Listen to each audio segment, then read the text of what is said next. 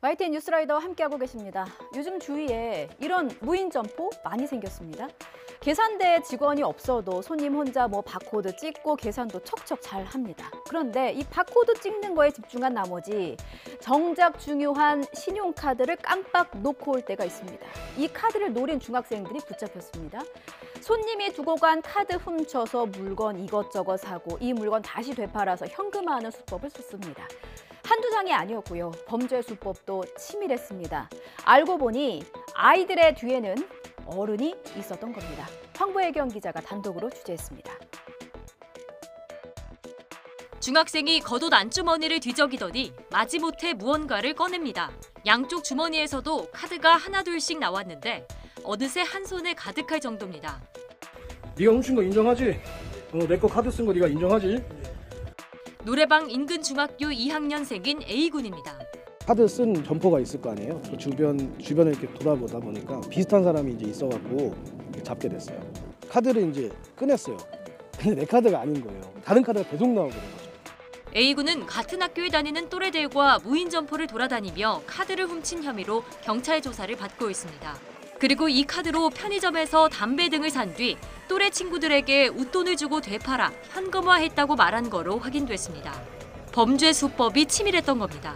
알고 보니 배후엔 20대 남성이 있었습니다. 훔치라는 불러. 전화해.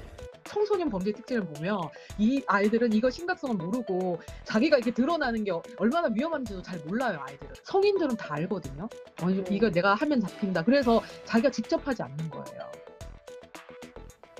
국내 최대 골프장 스카이 70입니다. 굿샷 대신 고성이, 골프공 대신 물대포와 소화기가 난무했습니다. 부지 주인은 인천국제공항공사입니다. 임차 계약이 끝났는데도 부지 반환을 하지 않자 법적 분쟁까지 갔고요. 법원이 결국 강제 집행에 나섰습니다.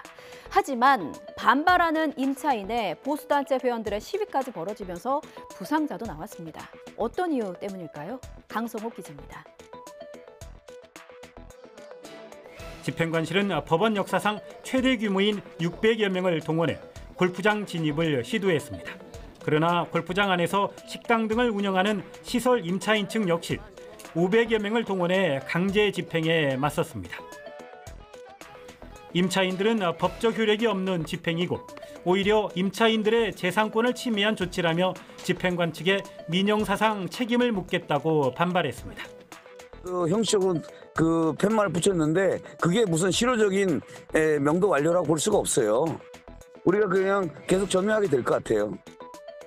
강제 집행 현장에서 보수단체 회원들이 시위를 벌이면서 혼란은 더욱 커졌습니다. 이들은 지난 2020년 스카이 72 골프장의 새 운영자를 선정하는 과정에 전 정부 유력 인사가 개입했다며 권력형 비리라고 주장하고 있습니다.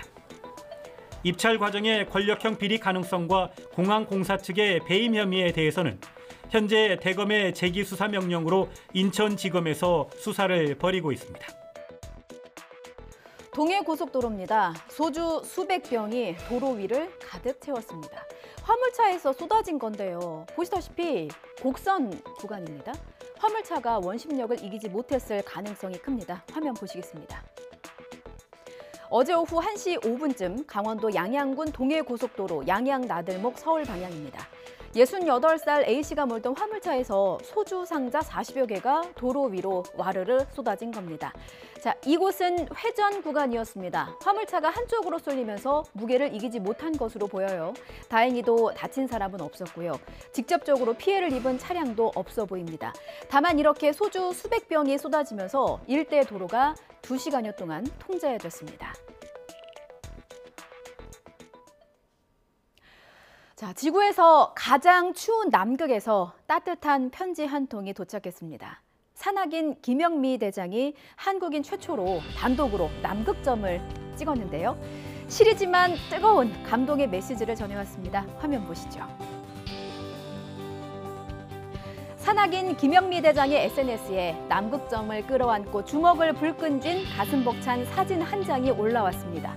무려 51일 100kg의 썰매를 끌었고요. 장비와 식량 지원 없이 대장이 홀로 걸은 길은 1186.5km에 이릅니다.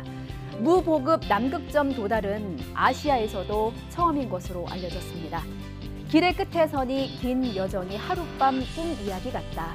춥고 바람 불던 날들, 흐리고 배고팠던 시간들이 버거웠지만 돌이켜보면 맑고 따뜻한 날이 훨씬 더 많았다. 지금 난금만큼이나 시리고도 추운 시간을 보내는 분들에게 부디 희망을 꿈꾸게 하는 메시지가 되길 바라면서 앵커 리포트 마칩니다.